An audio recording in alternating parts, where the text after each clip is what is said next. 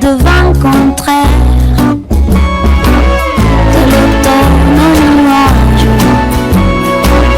à Paris mon mirage. Hola, bienvenidos a un nuevo capítulo de edición de Bolsillo. Mi nombre es Jessica Esteco, estamos en BCN Radio, la radio de la Biblioteca del Congreso de la Nación. Y hoy es una mañana hermosa, estamos en el cuarto piso, en prensa, y tenemos como invitada a Alejandra Giuliani. Bienvenida, Alejandra, ¿cómo estás? ¿Qué tal? Muy bien, gracias por la invitación. Bueno, inauguro en la edición de Bolsillo capítulo 92 con Alejandra, porque vamos a hablar de estudios, de investigaciones, de lo que se viene haciendo en edición, más académico, si se quiere, más de esa inquietud que tenemos los que nos gustan los libros, los que nos gusta la edición, en ver qué pasó antes, en ver qué pasa ahora, en ver cómo se puede analizar. Así que bueno, bienvenida a esta charla, que en realidad quiero que sea más eso, de vos como docente, de vos como historiadora, de vos como investigadora. Así que bueno, nos empezamos a conocer. Bienvenida, Alejandra. Gracias, ¿qué tal? Bueno, vamos a empezar por por los libros. Empezamos tu relación con los libros. Me mira, los que no me están escuchando me mira como diciendo, wow, es un montón empezar. ¿Qué recuerdos tenés de vos y la lectura? Bueno, creo que llegué a los libros de chica a través primero de las revistas. Si yo tengo que recordar que es algo, pero además es lo más común en mi generación. Uh-huh. Si tengo que recordar lecturas de muy chica, tienen que ser Paturuzú, Paturucito, luego Mafalda. Uh-huh. Y en mi casa se leían revistas de Atlántida, Mi mamá para ti. Famosa Para Ti. Claro, sí, yo recuerdo leer Para Ti.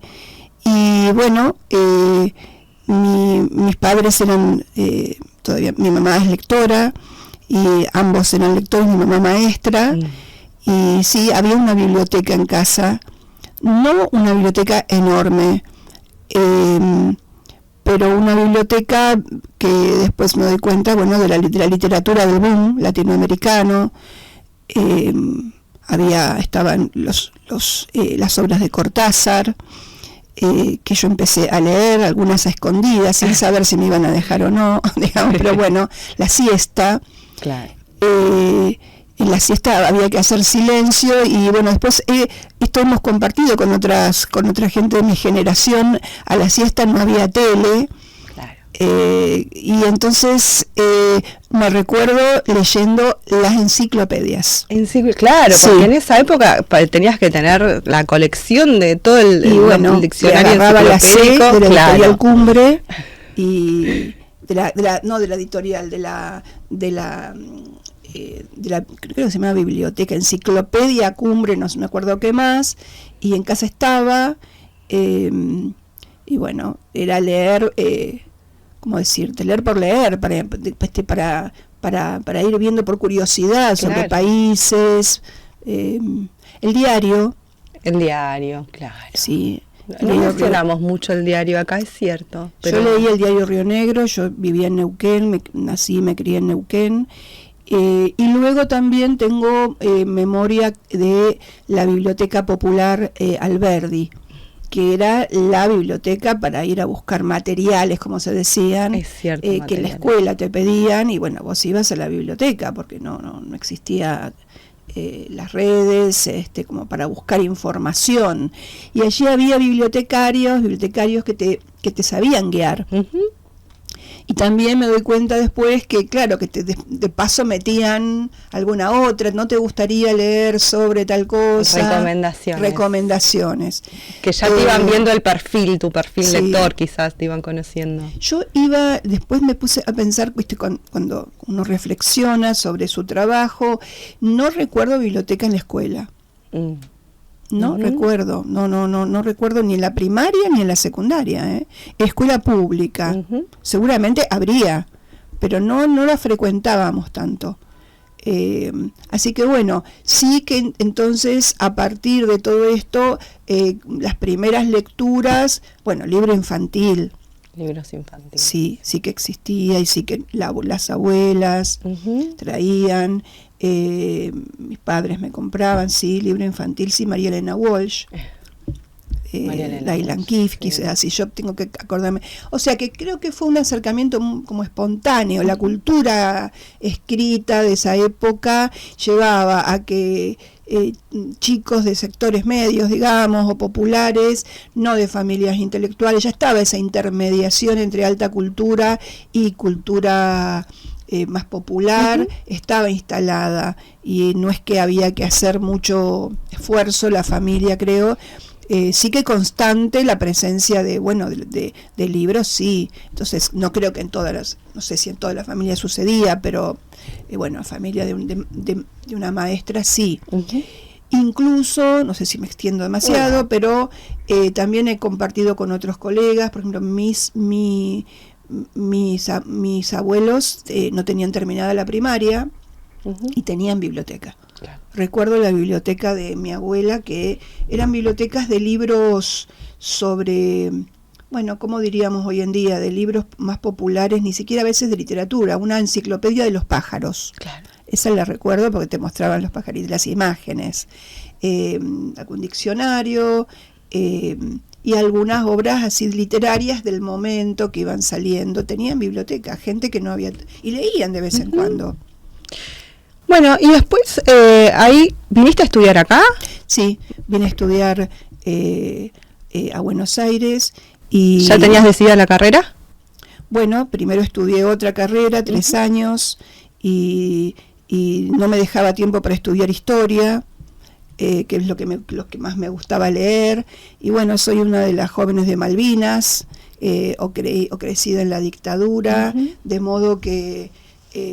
fui una de las tantas que llenamos 2 facultades, algunos en los 80, ¿no? Principios del 83, yo empecé historia y muchos otros psicología, con qué nos había pasado como sociedad, entonces ir hacia el pasado más personal, claro, o más social, general. Entonces empecé historia muy entusiasmada y sí, esa era mi carrera. Era tu carrera. Sí, antes había empezado ingeniería. Bueno, pero siempre viene bien pero pasar. Bueno, son recorridos, ¿viste? Porque sí, también estaba la cuestión del prestigio, de las carreras. ¿Y cómo llegás a edición, a esto de preguntarte por qué de los libros? ¿Cuál es el clic? El clic fue el haber, como en tantas cuestiones de investigación, ver un problema. Yo sobre todo trabajaba peronismo, peronismo. En la universidad siempre trabajé en el ciclo básico dando sociedad y Estado, y me fue interesando el primer peronismo, y sobre eso fui estudiando y fui dando clases y ocupándome de primer peronismo en los manuales que hacíamos en las cátedras. Y bueno, ahí la figura, digamos, la imagen predominante del primer peronismo era que había habido una disociación, un enfrentamiento entre los libros y el gobierno, ¿no? Pero a su vez, medio casualmente, yo había entrado a la carrera de edición. ¿Por qué casualmente? Claro, porque yo empiezo a trabajar en la cátedra de Historia Política de la Facultad de Ciencias Sociales de la UBA, en la cátedra que dirigía Ricardo Nudelman, por recomendaciones, pero por historia. Y él en el año 92 es convocado, yo no sé bien cómo es la historia, para ser el jefe de cátedra de Introducción a la Actividad Editorial en la nueva carrera. Entonces, en el año 92 ellos empiezan, ahí estaba Katz y Horacio García con él, y algunas personas más, y claro, le faltan docentes, les falta, y crece la carrera de entrada. Entonces a mí, que era de historia, que ya me conocía como ayudante de su cátedra, me convoca para trabajar en introducción a la actividad editorial. Entonces ahí empiezo a leer Chartier, empiezo a leer Darnton, y bueno, y lo social, García, lo histórico, claro. Y ahí veo que leyendo Eustacio García y otros, que que se trató de la edad de oro del libro argentino. Y entonces, ¿cómo? Digo, ¿estamos en la edad de oro del libro argentino o estamos en una época oscura? ¿Dónde estamos? Las dos tradiciones, digamos, de historiografía, de estudios, por un lado, no se cruzaban. Entonces yo digo, bueno, era cada ¿estamos uno en una explosión de libros o estamos en una época oscura de los libros? ¿Qué pasa acá? Entonces trato de formular. Primero tardé mucho tiempo, años, en encontrar de dónde, de qué fuentes. Y sale el libro de José Luis de Diego y su equipo, sí. Y ahí me doy cuenta que está complicado en cuanto a las fuentes, de dónde buscar información para cruzar esto, más allá de lo que ya había. Le hago una entrevista en ese momento a Eustacio García, que estaba anciano, y él me menciona, que él había trabajado y sabía toda la vida en la Cámara del Libro, y entonces ahí Horacio García, que estaba en la cátedra, me dice, él era consejero, dice, yo sé que hay documentos en la Cámara del Libro, y él me permite llegar ahí, y no es que había una puerta que decía archivo, sino que había no, me imagino, no estaba todavía, después sí, la gente que siguió después, entonces, me pongo a mirar ahí de una riqueza impresionante. Claro, porque son archivos institucionales que por ahí, los mismos que trabajan ahí, es algo que... Pero no estaba abierto al público. Pero mi periodo era el primer peronismo, y yo les dije que iba a trabajar sobre eso, y para ellos fue importante en ese momento eso, que no iba a estar haciendo trabajo sobre el presente, ni el pasado reciente, sino sobre una época que también ellos consideraban una época de oro. Es la época en que Cortázar era el gerente, es la época de Lozada, de Rueda, de Kraft. Así que ahí fue donde formulé entonces también por consejo de un gran docente, maestro mío en historia, Carlos Canzanello, que me dirigió en el posgrado, en el doctorado, y a partir de estas actas y de, periódicos, ya había por supuesto que algo había, ¿no?, de historiografía, pero muy ligada a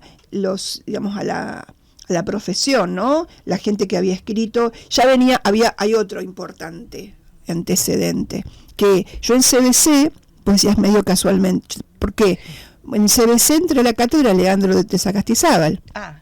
Claro. A la vez, otra casualidad. Siempre nos decía que no está hecha la historia del libro en Argentina, la historia de la edición, la historia...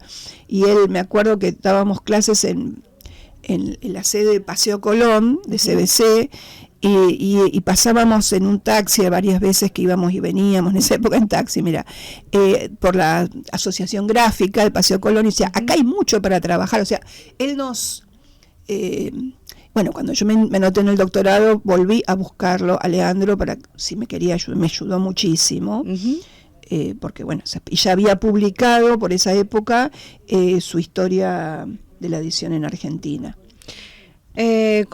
Cuando fuiste encontrando esos archivos, ¿cuánto tiempo pasó entre que te dejaron verlos, los viste, los trabajaste, los procesaste?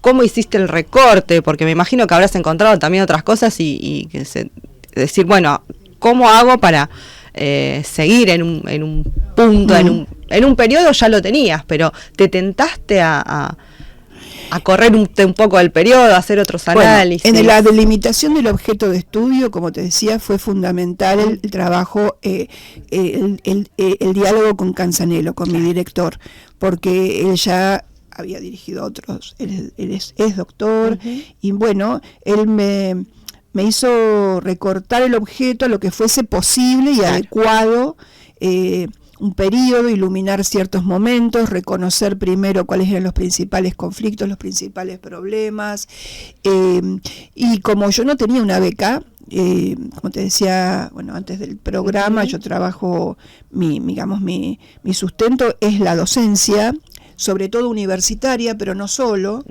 y me pude dedicar una mañana por semana durante 2 años a ir a la Cámara del Libro.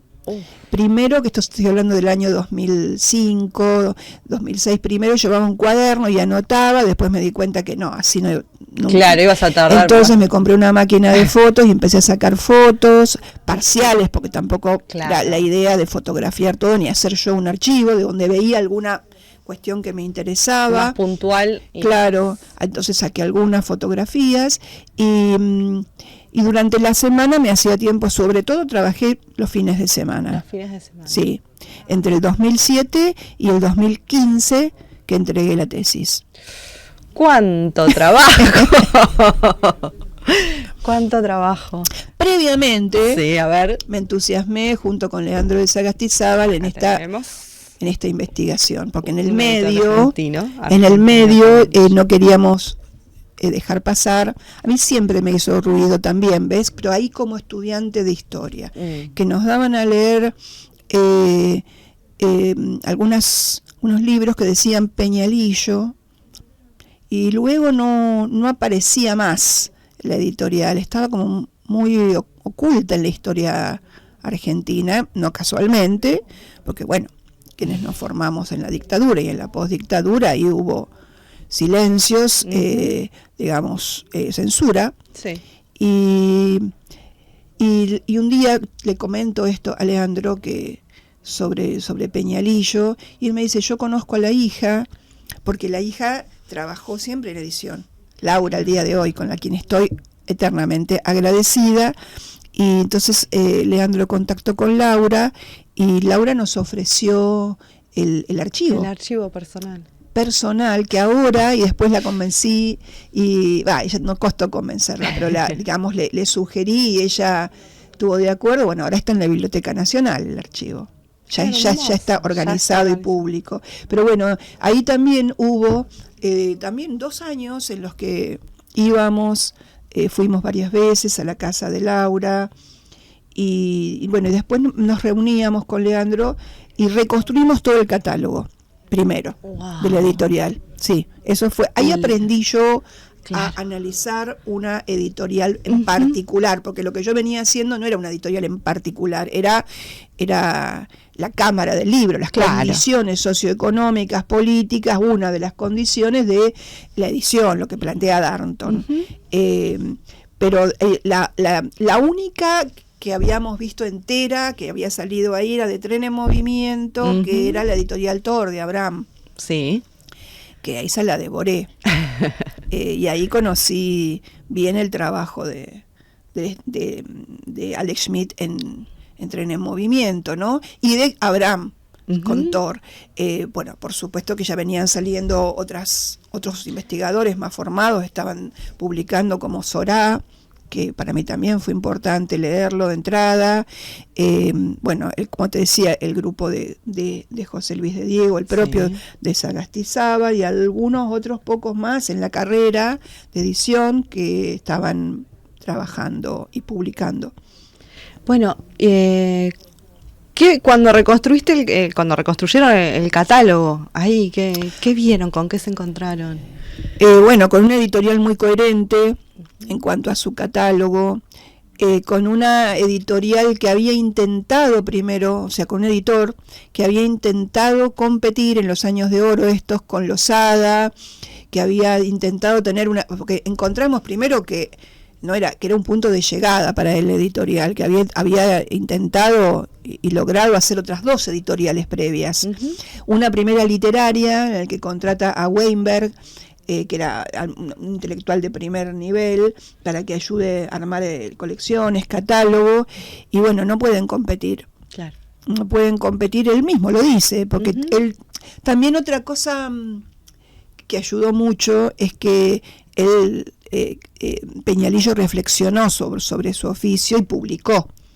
Primero publica Encantadores de Serpientes, no sobre él, sino sobre el campo editorial de los 60, en clave de su formación con Arturo Jaureche, o sea, en clave de centro-periferia, dominación. Bueno, él hace el ejercicio teórico y estudia el campo editorial de la época.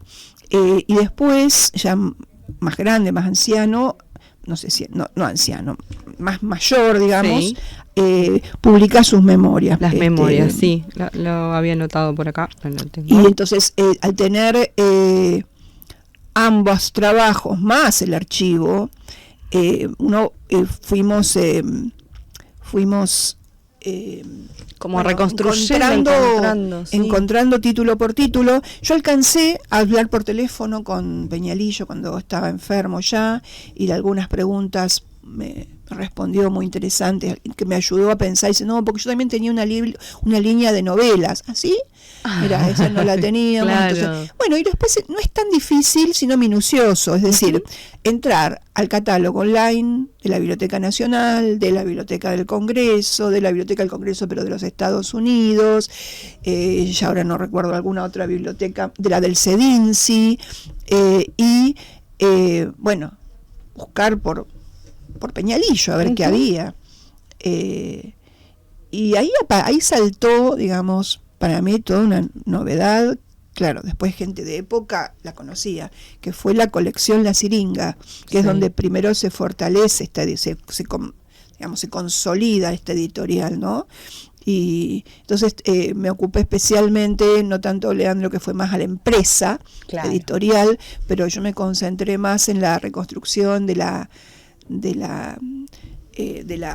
Siringa, de la colección, y ahí me encuentro con lectores de La Siringa.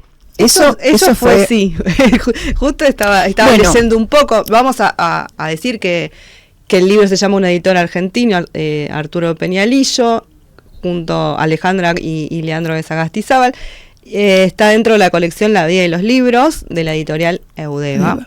Este trabajo, y yo ya lo había leído, lo releí un poco para la entrevista, y con las entrevistas, hablando de entrevistas, ¿qué pasó? ¿Cómo conseguiste? ¿Fue esto de hablar de las entrevistas para lectores? No fueron entrevistas las de lectores, fueron cuestiones, digamos, escritas. Porque entre la correspondencia que ya está en la Biblioteca Nacional, como te decía, de Peñalillo, había sobre todo con autores. Eso está por trabajarse, o no sé si hay ahora gente que lo esté trabajando. No, qué importante que es la correspondencia en los archivos, cuánta información brinda, ¿no? Mucha. Pero también había una carta que a mí me impresionó, que era una carta de un preso político, Gustavo Rearte, uno de los fundadores de la Juventud Peronista, que en los 60, estando preso, escribe a Peñalillo sin conocerlo, y bueno, por alguna razón, evidentemente él guardó la carta esta. Si hubo más, no sabemos, pero guarda esta carta en la que le dice editor de La Siringa directamente, no reconoce, o sea, toma una parte por el todo, lo cual marca la importancia de la colección, y le pide que le mande algún libro de La Siringa para su formación política, porque, bueno, los estudios sobre lecturas en las cárceles y más de presos políticos, colegas, bueno, trabajan como la formación política, quiero decir, ¿no? Sí, sí. Y entonces, bueno, ahí también leyendo de historia de la edición en España, Jesús Martín plantea que estudia las lecturas de los presos políticos en la Guerra Civil Española y después el franquismo, y delimita esto de las lecturas políticas, las lecturas en la cárcel y las lecturas militantes, ¿no? Claro. Y bueno, creo que en La Siringa hubo mucho de eso. Y después, cuando falleció Peñalillo, entre quienes los despidieron en los diarios, me impactó de Horacio González, que él ahí solito dice: me acuerdo de leer en los cafés de la calle Corrientes los libritos, dice, libritos así rústicos, de La Siringa, en lecturas colectivas, lecturas políticas, bueno. Sí. Y después empezamos a hablar con otra gente, digamos, de la generación previa a la mía, más la de Leandro, César Castizábal, y sí, y sí que la siringa había tenido una circulación muy claro, y un importante. impacto, Sí. las distintas obras de Palacio de Jaureche, de bueno, una serie de autores muy importantes, y además de tango, o sea, de cultura, Claro. cultura de la ciudad, y después lo que sí nos ayudó fue entrevistar todavía, digamos, a gente que había trabajado en la editorial, que nos contaron de la circulación, de cómo llegaba al Gran Buenos Aires, de cómo era el propio editor quien hacía las recorridas a los kioscos. Bueno, como que fuimos reconstruyendo ese vínculo de la un vínculo total, porque esto de los lectores, la circulación, cómo era a nivel empresa, cómo era a nivel contenido, increíble. La verdad es que, bueno, viéndolo de ahora, ¿no? De que ya pasó el tiempo, ¿qué sentís cuando ves esta investigación para vos terminó? No terminó. ¿No? No, siempre yo pasa no sé eso. si yo seguiría, pero claro. sí que no, además otros colegas la han tomado, ¿no? Desde la historia intelectual, ya te digo, los autores, desde la edición política, quizás no la editorial en sí sola, pero en red con otras. Sí. Y bueno, o también hay colecciones que no están estudiadas ahí, no está, creo yo, estudiado, por lo menos publicado, ¿no? Si hay gente que lo está trabajando, no sé, pero digamos, los trabajos editoriales de Arturo Jaureche, que no era solo autor, evidentemente también era un mediador cultural, político, que llevaba autores, que llevaba obras, eso está por estudiar, hay mucho por estudiar. Hay mucho por estudiar. Y además hay que recorrer el archivo. Claro. Yo una vez hice una ponencia sobre el archivo de Peñalillo, como que tratando de ver las líneas, la cantidad de líneas que hay como para trabajar allí. Creo que está, ya te digo, que esté a disposición en la Biblioteca Nacional también marca que no está cerrado. Claro. Es una primera aproximación. Esa es la idea, creo que, bueno, yo justamente también estábamos hablando que yo trabajo acá en la biblioteca, en la parte de publicaciones, y la idea es sacar los archivos, ¿no? Sacar publicaciones desde la biblioteca con una mirada crítica a un archivo disponible a la ciudadanía. Creo que, claro. que es, bueno, como editor es una satisfacción enorme poder hacerlo, y bueno, creo que hace falta más, y en lo personal digo, ¿no? Como esa cuestión de el que no es de historia, igual animarse al archivo, a recorrerlo, no, mirarlo, a tener una mirada distinta por ahí que puede llegar a tener, no sé, alguien que ya viene entrenado, o entrenarse uno mismo, ¿no? Pero desde ver una perspectiva editorial de las cosas, creo que está bueno, que se está ampliando. Sí. Se está ampliando a pesar de que, bueno, yo creo que hay mucha gente entusiasmada en esto. El punto es las instituciones, la posibilidad de investigar, porque bueno, hoy hay un paro docente universitario por presupuesto, porque en parte quienes hicimos estas investigaciones sin beca, lo pudimos hacer porque quiere decir que nuestros sueldos docentes daban para que yo te pase una mañana, pero hoy en día no está pasando. No. Es decir, CONICET se achica, si los sueldos docentes universitarios se achican como se están achicando, bueno, creo que es dificilísimo para los más jóvenes, no solamente los más jóvenes, para en general, para todo el mundo, poder dedicar un tiempo, o ni que hablar de obtener becas rentadas para, bueno, como, o sea, yo creo que a pesar de las condiciones que dice Danton, ¿no? De producción, condiciones políticas, económicas, sociales, igualmente acá se ha desarrollado un campo impresionante, lo cual está marcando el interés Exactamente. Y bueno, y en la actualidad también los lectores que tienen interés por saber lo que se publica, con las ferias, que eso también es un fenómeno que estoy estudiando, no estoy investigando, pero sí estudiándolo desde mí, de estas invitaciones que recibo a ferias, y no puedo estar en 3, 4, 5 lugares a la misma vez un fin de semana, porque creo que hay un boom también de ferias post pandemia. Nosotros empezamos Edición de Bolsillo en periodo de pandemia. Y bueno, las preguntas eran otras, ¿qué van a pasar? ¿Cómo están vendiendo? En ese momento estaba en las librerías, pocas, pero bueno, hubo también un lugar donde se podía comercializar, y después de la pandemia está lleno de ferias. Sí. Y editores que le ponen el cuerpo también, ¿no? Sí. Porque hay que decir eso. Yo creo que las investigaciones tan ricas están nutridas justamente por el entusiasmo y los saberes y las estrategias editoriales que hay aquí. Mira, yo codirijo una diplomatura en edición y lectura, de extensión universitaria, virtual, y tenemos estudiantes de toda América Latina que nos dicen directamente, que no es a veces que nos conozcan a quienes dirigimos con Martín Gómez, sino que les interesa y saben que Argentina es un faro, tanto en edición, en saberes editoriales, como en estudios. Claro. Porque, bueno, además como que vinculamos el mundo editorial con lo que vos estás diciendo, con archivos, con circulación, con espacios de sociabilidad como son las ferias, porque los editores te dicen que no es que haya tantas ventas, sino que hay encuentro. Exactamente. Que es un espacio de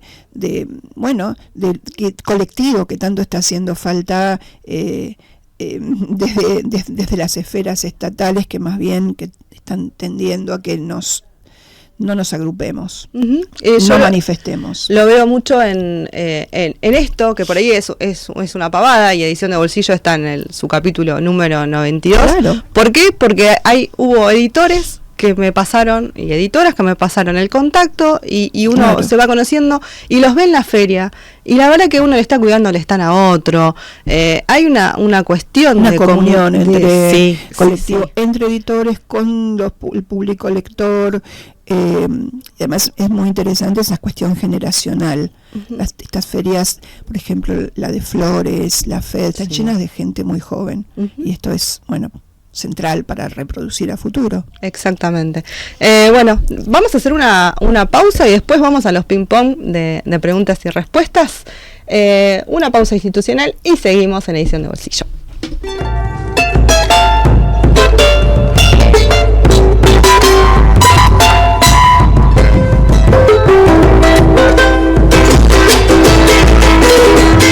BCN Radio, llevando la palabra de la Biblioteca del Congreso a todos los rincones del país.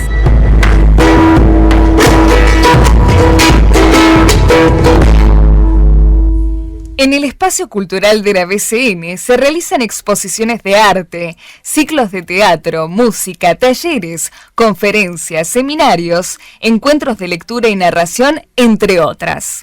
Además, cuenta con el Auditorio Leonardo Fabio, donde se proyectan películas de manera gratuita. Para conocer nuestra programación, pueden suscribirse a nuestro newsletter y recibir información periódica sobre todas nuestras actividades.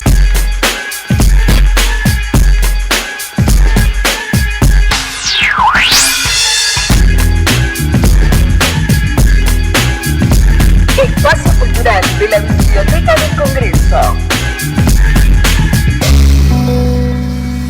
Exposiciones de arte, música, talleres, conferencias, seminarios, encuentros de lectura y narración y ciclos de cine en el Auditorio Leonardo Fabio. Entrada libre y gratuita. BCN Radio, la radio de la Biblioteca del Congreso de la Nación.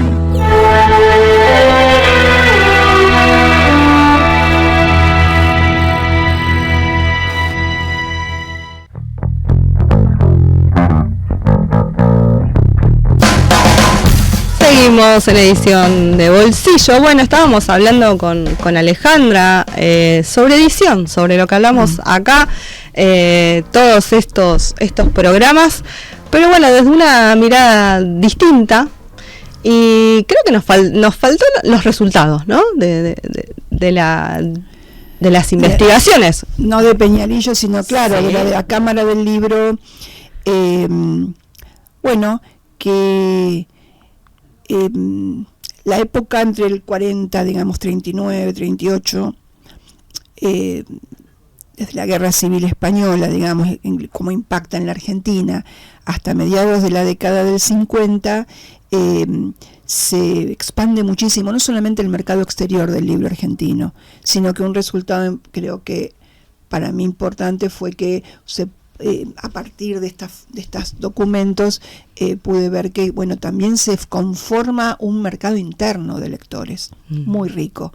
No solamente Buenos Aires, las grandes ciudades, Rosario, sino el país entero. Es la época de la educación autodidacta. Claro. En las provincias, a partir de libros como cómo aprender a arreglar una radio, un transitor, cómo ser modista. Claro. Esto a través de colecciones. Colecciones. Esto creo que es muy importante. Donde no llegaba todavía la educación pública, llegaba a las editoriales. Y, o sea, no solamente literatura, por supuesto, trato de mostrar algo que está en expansión en sus estudios también. Ahora vi un colega que va a presentar un trabajo sobre editorial hobby, no editorial, la revista. Que yo vengo estudiando también, porque me súper interesa los hermanos Castromán, que eran los editores, y su cabeza hacia el mercado interno, como la tenían, ¿no? Muy interesante. Así que creo que hay muchísimo todavía por trabajar. Buenísimo. Bueno, ¿y la diplomatura cuándo la dan? La diplomatura la damos, dura un año, sí. virtual, asincrónica, en la Facultad de Ciencias Sociales de la UBA. Así que... Bueno, quienes estén interesados en el 2025 que se acerquen a ver el programa, la página. Exactamente, así es. Bueno, vamos ahora con el Sundoku. Son en realidad ping-pong de preguntas y respuestas. Acá no juzgamos a nadie. Lo primero que se te viene a la cabeza un poco, igual ya estuvimos hablando. Empezamos. Sundoku es un término japonés que se refiere al hábito de comprar más libros de los que se pueden leer. Así que la primera pregunta para vos, Alejandra, es: ¿comprás más libros de los que podés leer? No hoy en día. No hoy en día. Muy buena pregunta.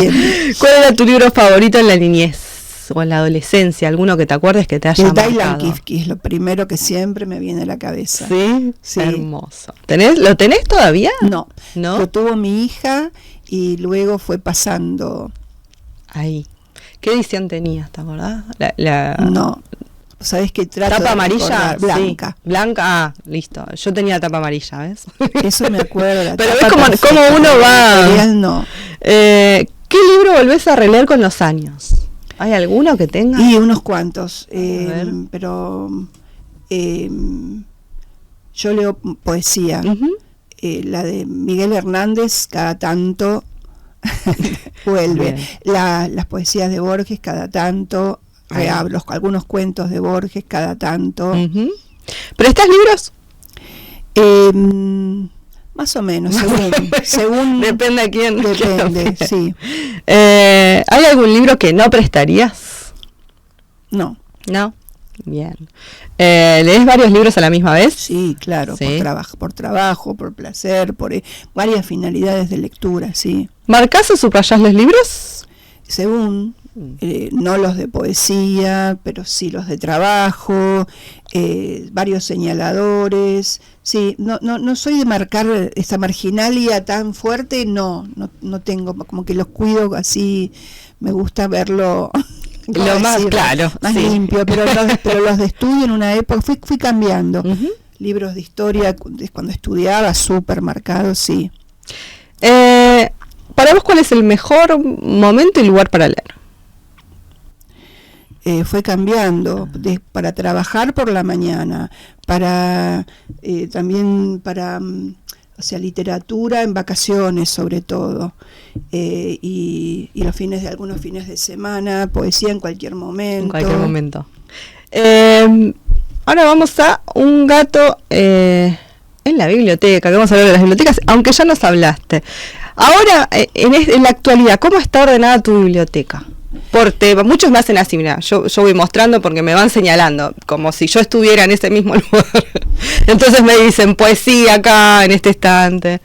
Bueno, no. ¿Tenés un orden? Yo tengo un orden como muy subjetivo, porque sí, tengo todo. mucha memoria visual. Entonces tengo mezclado, pero me acuerdo que en esta sección está lo que trabajo para tal materia, en esta otra sección está lo que, o sea, por trabajos. Por trabajos. Y esos libros de trabajo, ¿no? Uh-huh. Por ejemplo, los libros sobre estudios de edición.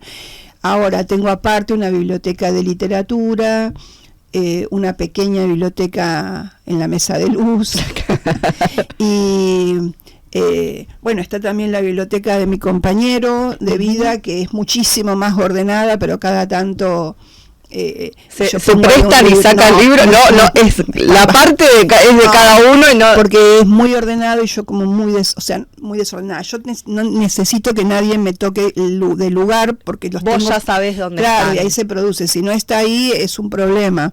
O sea, no es por géneros, no es listo, es por órdenes que tiene que ver, y el escritorio también está lleno, o sea, medio desordenada, va. ¿Recordás alguna colección que hayas leído en tu infancia o ya de más grande? ¿Viste esa cuestión de tener, de coleccionar y de tener todos paraditos juntos? Justo hablábamos de las enciclopedias, ¿no? Como las que enciclopedias sí, pero las colecciones yo no las reconocía. Uh-huh. Hasta que no empecé, digamos, la universidad, te diría, en historia empecé a reconocer editoriales, a reconocer series, uh-huh. Pero antes no. ¿Edición de lujo o de bolsillo? De bolsillo. De bolsillo. ¿Libro en formato papel o digital? Y ambos. ¿Ambos? ¿Tenés una biblioteca digital? Sí, uh-huh. Digamos que no muy ordenada tampoco, pero carpetas. Más o menos prolija. Vamos ahora al libro bicentenario, que tiene que ver con este cuento de ciencia ficción del hombre bicentenario y la interrupción en nuestras vidas tan raras acá en Latinoamérica con respecto a la inteligencia artificial. Si pensás que como lector, como docente, ¿de qué manera nos va a impactar? ¿O todavía no te merece una opinión? Esta pregunta la estoy haciendo ahora, este año, para poner un poco el estado de cuestión y en 5 años ver que claro. La mayoría o no incursionó o un poco. No, por trabajo he incursionado a partir de las cátedras, sobre todo de cómo pensar los parciales, la evaluación, estando la inteligencia artificial, hice algunas pruebas. Bueno, mi hija que trabaja con inteligencia artificial, no le tengo temor, me parece que es una herramienta más, que como toda herramienta, bueno, sí, evidentemente es revolucionaria, va a cambiar la forma de trabajar, de estudiar, pero sigo pensando, o sea, por lo menos en lo que he visto, que el enfoque todavía se lo das vos, uh-huh. Que es un ordenador para escribir ayuda. Eso he visto también.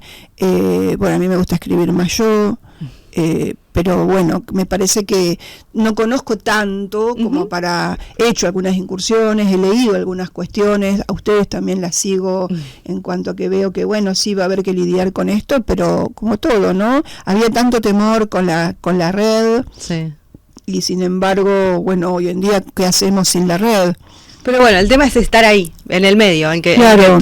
que aparece justo algo nuevo, irrumpe y de golpe, bueno, hay miradas distintas. ¿O? Claro, mirá, por ejemplo, yo creo que en unos años vamos a estar así como ahora, por ejemplo, yo para trabajar, para leer un libro en papel uh-huh. O en PDF en la compu, trabajando, tengo que tener Google, como antes tenía un diccionario. Claro.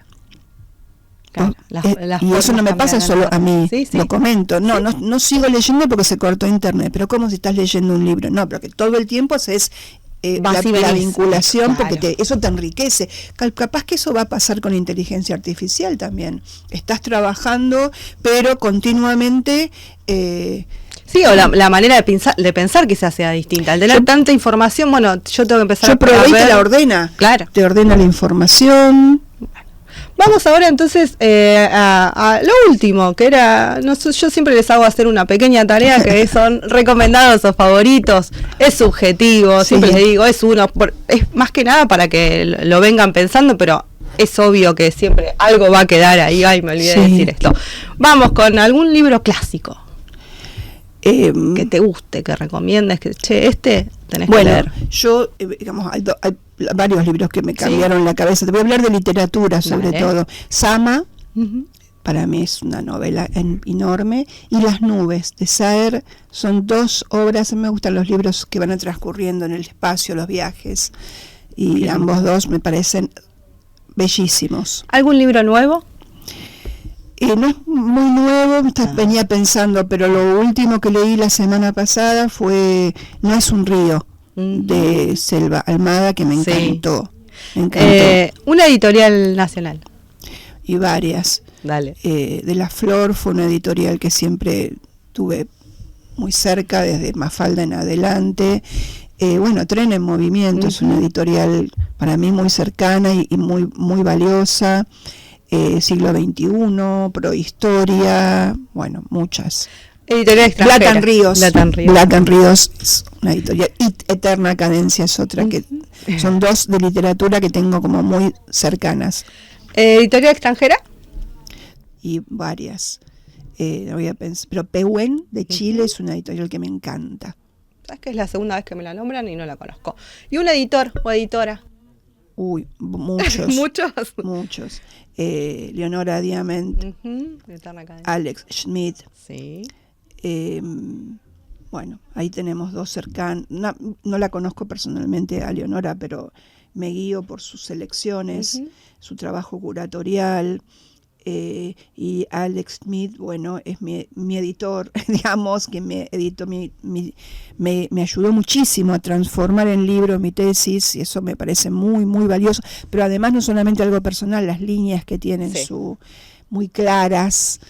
Bueno, Alejandro nos escucha siempre, es de esos editores que da gusto encontrarse, que siempre va a haber una charla amena, y él siempre me dice, escuché tu capítulo con tal o con cual, y lo vienen nombrando mucho en esta temporada como Claro, un gran editor. está trabajando así mucho, que sí. le mandamos Peñalillo, por supuesto, pero de los históricos. Peñalillo. Leandro de Ujú. Sagastizábal También es un editor que me parece, bueno, muchos. Bueno, Alejandra, muchísimas gracias A por vos. participar. Espero que la hayas pasado bien. Muy bien. Y bueno, yo me despido. Agradezco mucho a la operación técnica que está detrás de las cámaras, acomodando el audio, y a BCN Radio, la radio de la Biblioteca del Congreso de la Nación. Así que nos vemos en el próximo capítulo. Nos vemos, nos escuchamos, nos seguimos en redes por Edición de Bolsillo. No nuages.